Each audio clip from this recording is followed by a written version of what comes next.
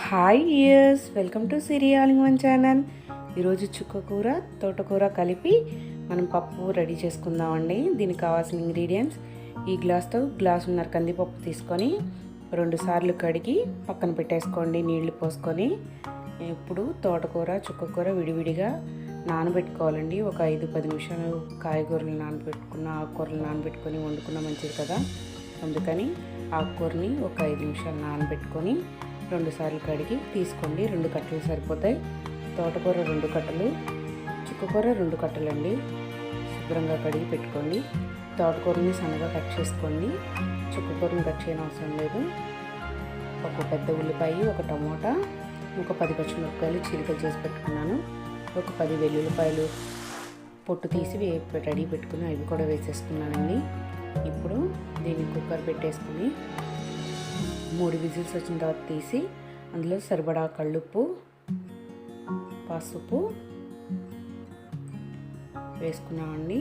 ఇప్పుడు దీన్ని పప్పు గుత్తి ఉంటుంది కదండి, దాంతో కొంచెం మెత్తగా ఎనుపుకోవాలి.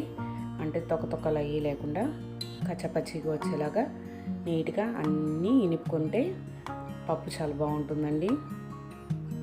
ఇలా రెడీ చేసి పక్కన పెట్టుకోవాలి. చుక్కకూర వేసుకున్నాం కాబట్టి మనం చింతపండు వేయని అవసరం లేదండి, సరిపోతుంది పులుపు. 2 కట్టలు తీసుకున్నాం కదా, పులుపు సరిపోతుంది. ఇలా రెడీ అయిన తర్వాత మనం కావాలంటే ఇప్పుడే కల్లుప్పు కానీ సాల్ట్ కానీ యాడ్ చేసుకోండి.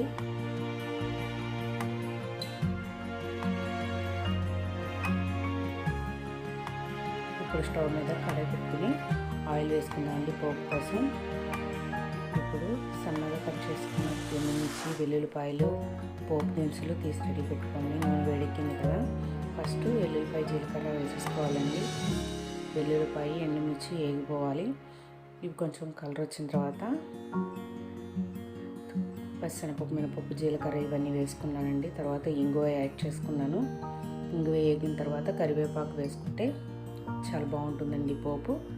ఇలా రెడీ అయిన పోపుని పప్పులో వేసి కలిపేసుకుంటే ఎంతో టేస్టీగా ఉండే చుక్కకూర తోటకూర కలిపిన పప్పు రెడీ. మా ఛానల్ని ఫస్ట్ టైం చూస్తున్నట్లయితే లైక్ చేయండి, షేర్ చేయండి, సబ్స్క్రైబ్ చేయడం మర్చిపోకండి. Thanks for watching.